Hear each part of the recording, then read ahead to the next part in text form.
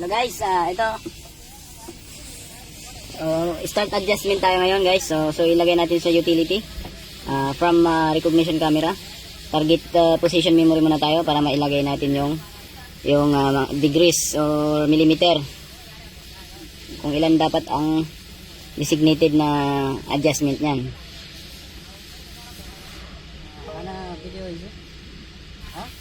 Yan guys.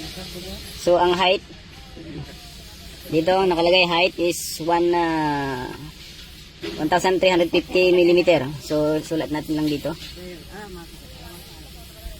Ayan, tapos sa lateral naman 3,000. Tapos next tayo guys. Out of range daw. Millimeter. Okay, mali tayo ng lagay guys. So ito 126 6 mm. So mataas pala yung nilagay ko. Kailangan 7 lang yan, 7 mm. So next tayo.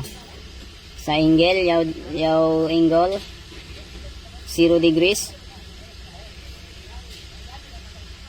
Tapos negative 1.66. Medyo may katagalan lang to guys. Tapos sa height naman 1350. Tapos distance 3,000.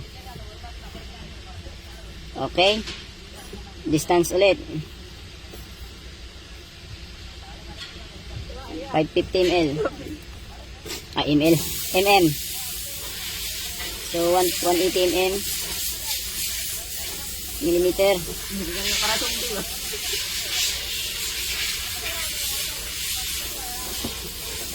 Tapos ano tayo next?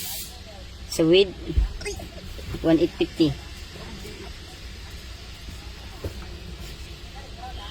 Tapos 912 yung susunod.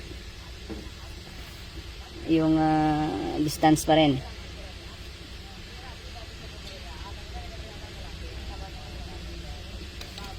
Sa pitch naman at offset nya 0 degrees.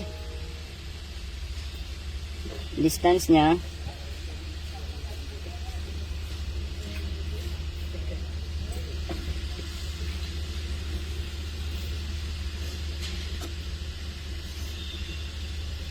830.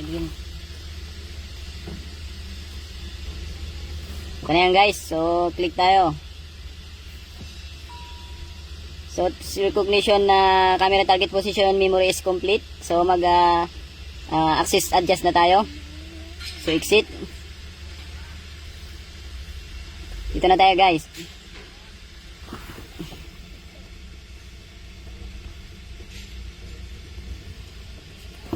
So wait lang ng konti. So yan guys, functions to adjust recognition camera axis. So next tayo guys. So yan na yon yung ini-input natin. Nandiyan na lahat. Make sure na tama yan. Double check.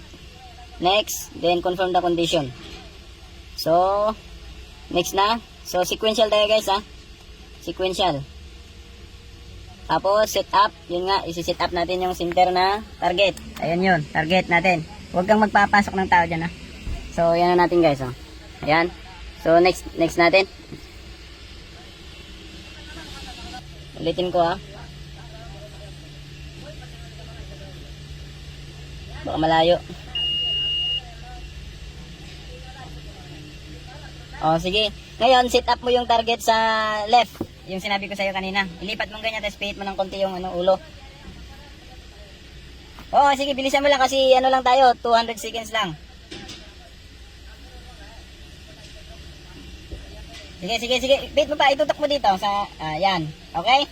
Alis ka muna dyan, konti, saglit. Malis ka muna dyan. Ikaw, malis ka. So next natin guys, so inilipat natin yung target sa, ayon dun sa, sa procedure niya dito. Ayan guys, okay. Then, move tayo next. Pag, so ilipat mo sa right. So set up the target as at position 3, right, as instructed. So yan guys, inililipat na nung kasama ko, yan. Yan. So i-ano mo uli natin. So na set up na, next ulit natin.